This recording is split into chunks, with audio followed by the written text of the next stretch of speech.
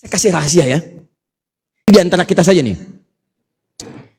Ada kebiasaan calon penghuni surga yang sering dikerjakan di bumi. Jadi kalau Anda melihat orang seperti ini, kata sebagian pakar tafsir, itu orang adalah orang ahli surga yang sedang Anda lihat di bumi. Dan surganya itu surga spesial. Di surganya persis di taman surga, tempat yang paling indah di surganya. Apa kebiasaan orang ini? Itu orang suka istighfar menjelang subuh. Di malamnya dia bangun, dia tunaikan tahajud, begitu menjelang subuh dia istighfar. Astagfirullah, astagfirullah, astagfirullah. Itu ada di Quran surah ke-51 ayat ke-18, paling kanan di pertengahan di mushaf. Quran surah 51 ayat ke-18. Wabil asharihum yastaghfirun. Tahan.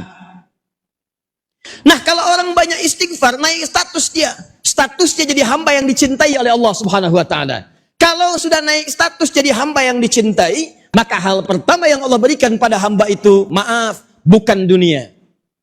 Dunia terlalu kecil kata Nabi.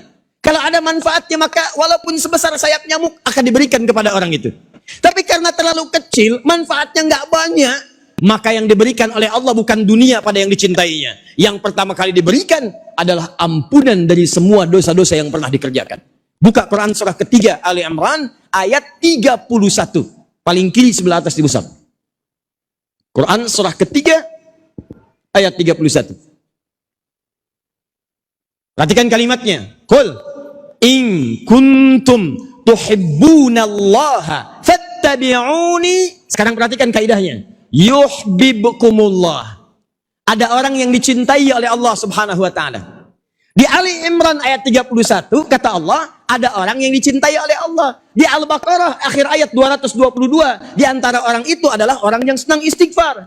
Lalu apa yang didapatkan oleh orang yang senang istighfar ini? Lihat ujung ayatnya. Wa yaghfir lakum dzunubakum. Orang yang dicintai oleh Allah ini, maka yang pertama diberikan oleh Allah, diampuni semua dosa-dosanya. Maka para pendosa itu termasuk yang tadi, yang bunuh 100 orang, yang suka mabuk, yang pernah zina, dia datang ke majelis ilmu, di jalan dia istighfar, astagfirullah ya Allah, astagfirullah ya Allah, astagfirullah ya Allah. Begitu dia istighfar, Allah ampuni semua dosa-dosanya. Kosong dosanya, habis. Karena dosanya kosong, terus dia punya amalan. Apa amalannya? Langkah pertama yang dia gunakan setelah diampuni dosa adalah melangkah ke majelis ilmu. Begitu tiba langkah pertamanya, dihitung sebagai amal soleh. Begitu mengerjakan amal soleh, wafat orang ini. Saat wafat itulah kemudian kata Allah, pahalanya dituliskan, masukkan dia ke dalam surga. Kisah ini diabadikan isyaratnya dalam Al-Quran di surah yang keempat An-Nisa ayat yang ke-100. Paling kiri sebelah bawah di mushaf. Anda lihat Quran surah keempat ayat yang ke-100. Lihat ujung ayatnya. Wa may yakhruj min baitihi muhajiran ilallahi war rasuli thumma yudrikhul maut faqad waqa'a ajruhu 'ala Allah. Siapa yang mau berubah, berhijrah. Hijrah itu bukan pindah tempat. Hijrah itu berpindah dari kebiasaan yang tidak disukai oleh Allah, pindah kepada keadaan yang lebih disenangi oleh Allah Subhanahu wa taala. Tidak mengharuskan pindah tempat. Anda misalnya tinggalnya di mana? Di Tangerang. Rumah Anda misalnya di komplek Alam Sutra. Tinggal di Alam Sutra. Ini ada Masjid Al-Asmaul Husna. Ini masjidnya, ini rumah Anda di sini. Jarak ke masjid cuma 5 meter. Bahkan speaker masjid itu ke rumah Anda begini. Ada yang jaraknya 500 meter dari masjid. Yang 500 meter sebelum adzan tiba, dia sudah ke masjid. Adzan asar misalnya. Jam 3, 15, 18, misal saja. Misal. Begitu tiba adzan asar, 15, 18. Ini sebelum adzan sudah ke masjid. Yang 5 meter, ini mic masjid. Toanya. Jarak cuma 5 meter. Arah mic-nya ke rumahnya. Allahu Akbar. Sudah sampai komat, belum tergerak hatinya untuk ke masjid.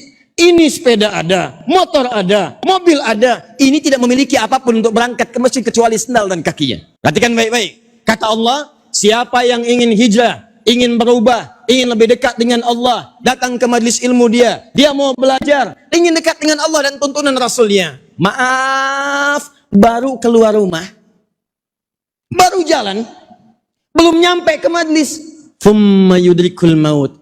Tiba-tiba maut menjemputnya lebih cepat dari apa yang dia bayangkan. Faqad pakai fa dan qad. Fa-nya harfu atfin rabitin baina syai'aini bila hudud. Huruf yang merangkai dua peristiwa berlangsung dengan cepat.